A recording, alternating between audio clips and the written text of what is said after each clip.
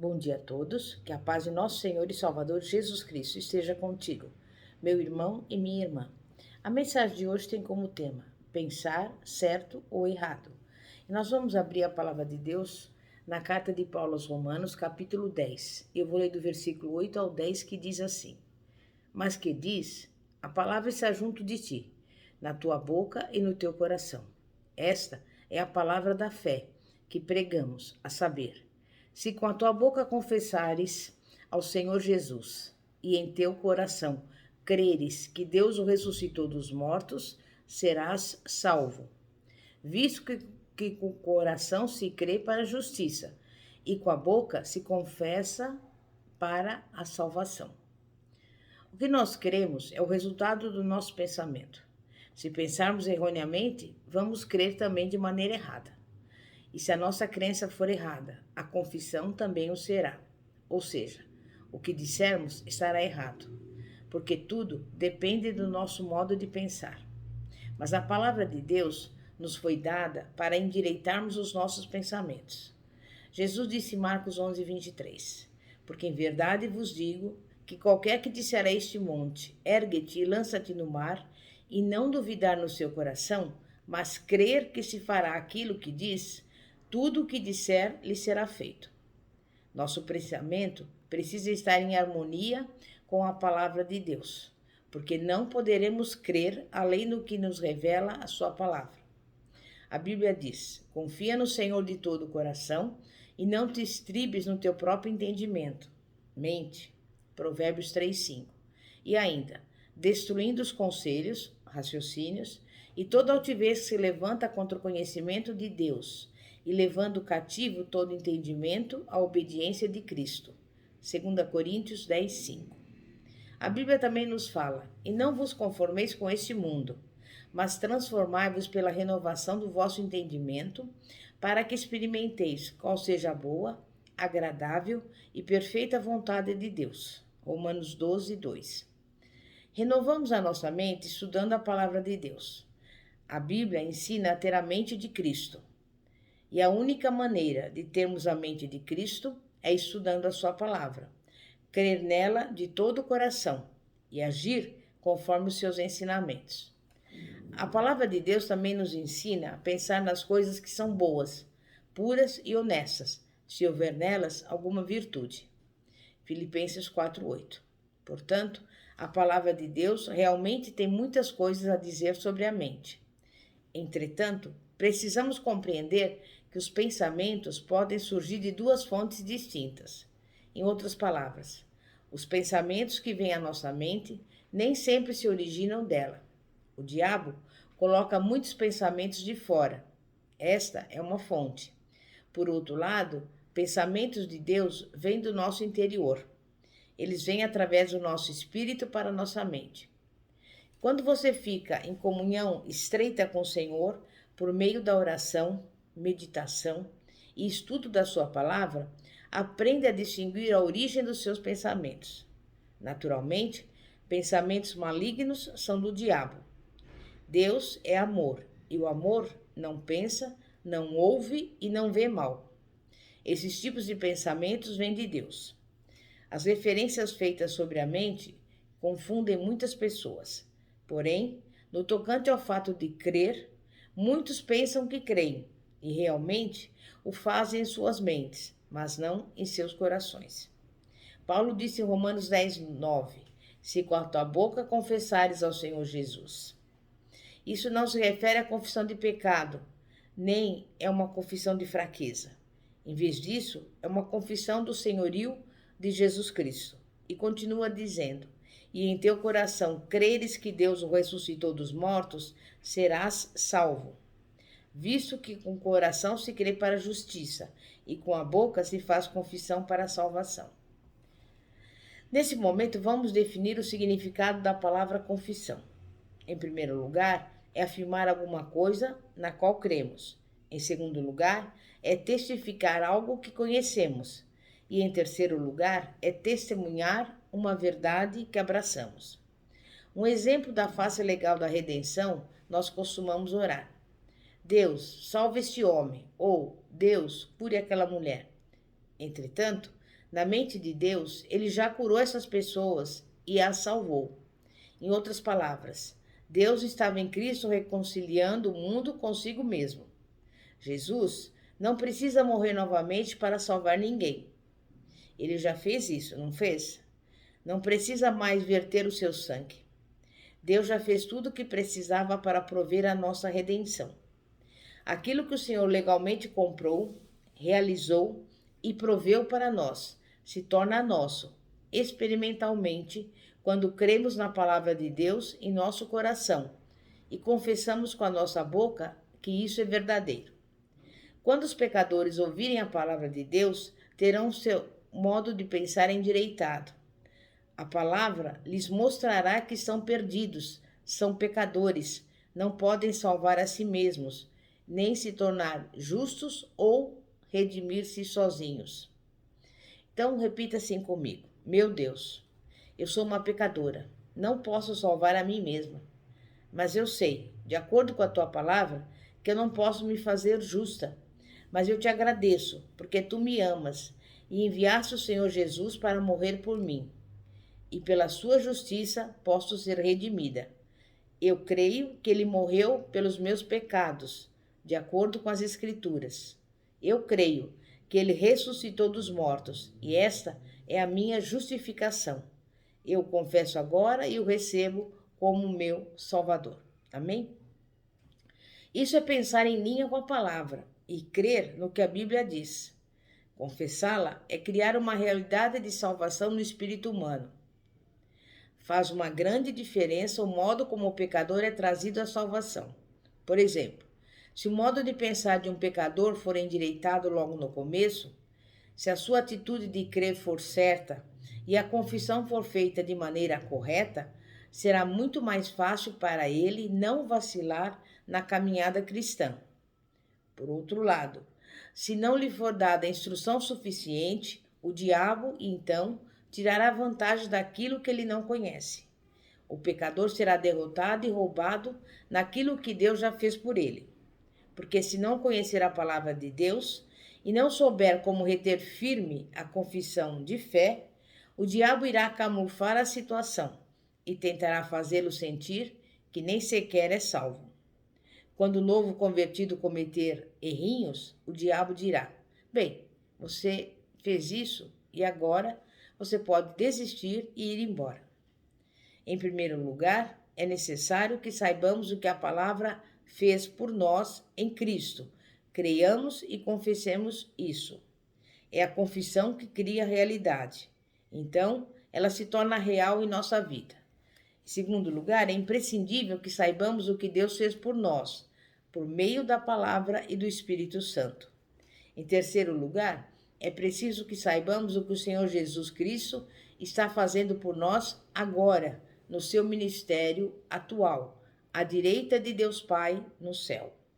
Em quarto lugar, primordial é que saibamos o que a palavra de Deus fará por nós através dos nossos lábios, ou o que Deus pode fazer por meio de nós. Filipenses 2,13 diz: Porque Deus é o que opera em vós, tanto querer como o efetuar, segundo a sua boa vontade. Deus opera em nós, Ele opera por meio de nós, mas não nos deixa à parte. O Senhor deu à igreja a autoridade e a comissão para ir por todo o mundo e pregar o evangelho a toda criatura. O plano do Senhor é operar por meio de nós. O Espírito Santo é o nosso ajudador. Entretanto, o Espírito Santo não faz a obra por nós. E esse é um outro ponto em que a nossa maneira de pensar tem sido errada. Deus enviou o Espírito Santo para que ele nos ajudasse a concretizar a sua obra. Na maior parte do tempo, o Espírito Santo é deixado para concluir tudo. Se o Espírito Santo fizesse tudo, não haveria necessidade de enviar missionários.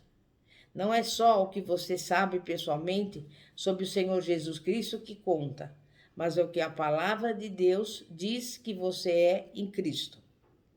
Muitas vezes, os cristãos leem a Bíblia, mas dizem que as promessas não parecem reais. A Bíblia diz: com a boca se faz confissão. Uma promessa da palavra de Deus deve ser confessada antes mesmo que se torne uma realidade.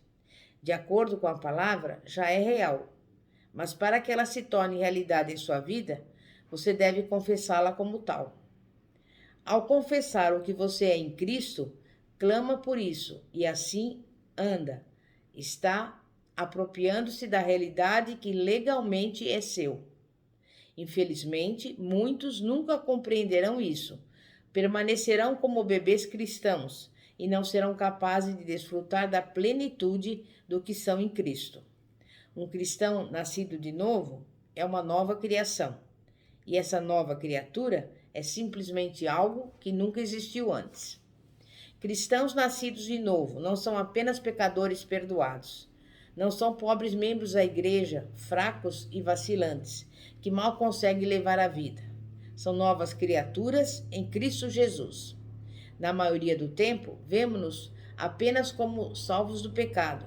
Pensamos que quase tudo que podemos fazer por aqui é simplesmente vacilar e continuar a viver na rua do mal, conseguindo levar a vida.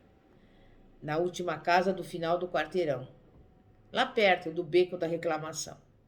Mas Efésios 1, versículos 7 e 8 diz: em quem temos a redenção pelo seu sangue, a remissão das ofensas, segundo as riquezas da sua graça, que ele tornou abundante para conosco, em toda a sabedoria e prudência. Note que se fala em quem temos a nossa redenção. É nele que somos redimidos. Temos a redenção nele. Mas do que somos redimidos? Somos redimidos à morte espiritual, o que nos fez, em primeiro lugar, pecadores. Também podemos dizer que somos redimidos da maldição da lei, porque Gálatas 3,13 declara: Cristo nos resgatou da maldição da lei, fazendo-se maldição por nós, porque está escrito: maldito todo aquele que for pendurado no madeiro. Quando olhamos para a lei de Moisés, vemos que a punição por quebrar as leis de Deus era tripla: pobreza, doença e morte espiritual.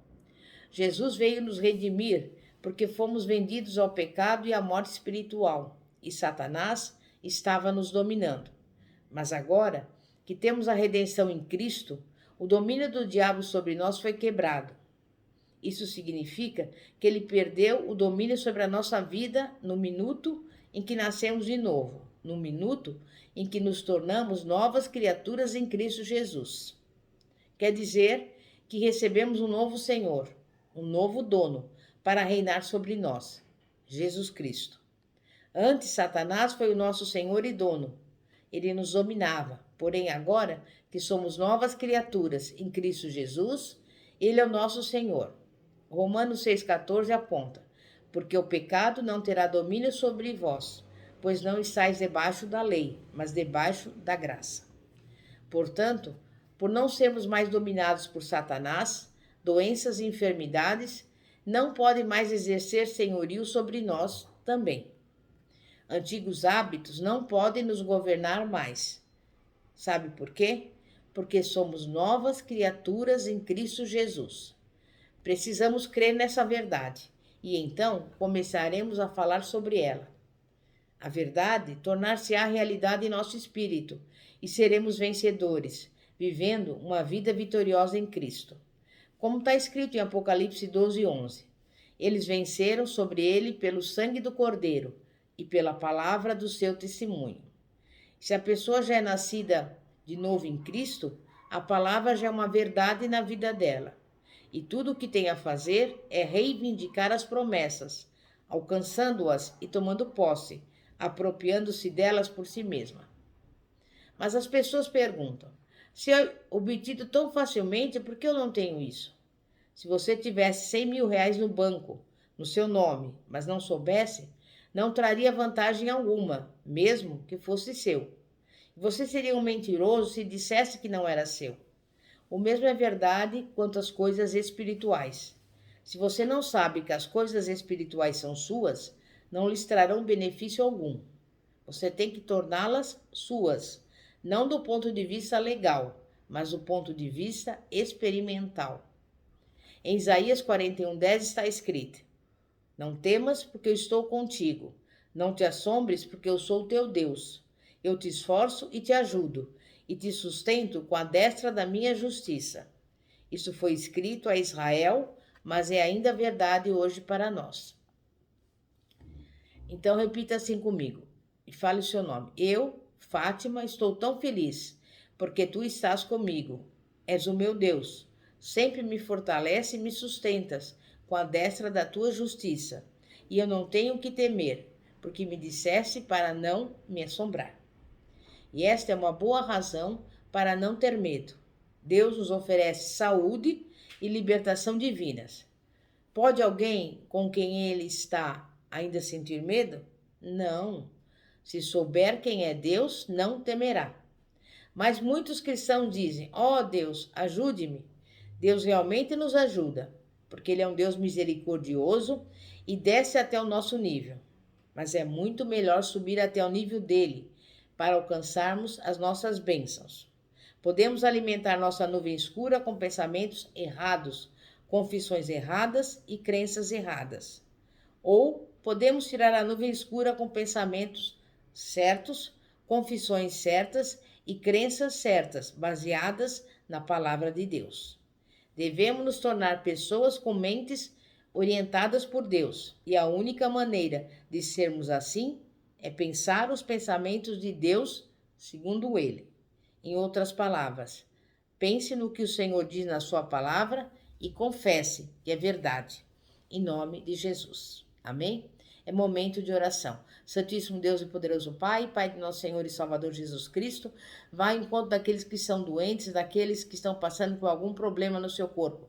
Mas Tu és o Deus da cura, do milagre. Repreende todo mal, toda doença, toda enfermidade. Dá saúde a essa pessoa em nome de Jesus. Visita essa pessoa que está passando por necessidade, envia a provisão, tudo que ela necessita, Pai. Porque Tu és o Deus provedor, Jeová Jireh.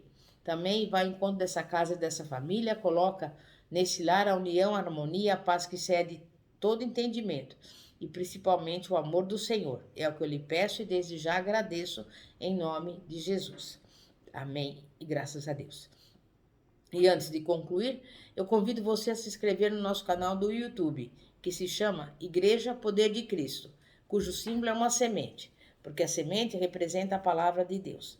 Nós temos mais de 950 vídeos e você pode, no conforto da sua casa, ouvir essas mensagens. Em nome de Jesus. Pastora Fátima, da Igreja Evangélica Apostólica Poder de Cristo. Que a paz de nosso Senhor e Salvador, Jesus Cristo, esteja contigo. Glória a Deus, aleluia. Amém e graças a Deus.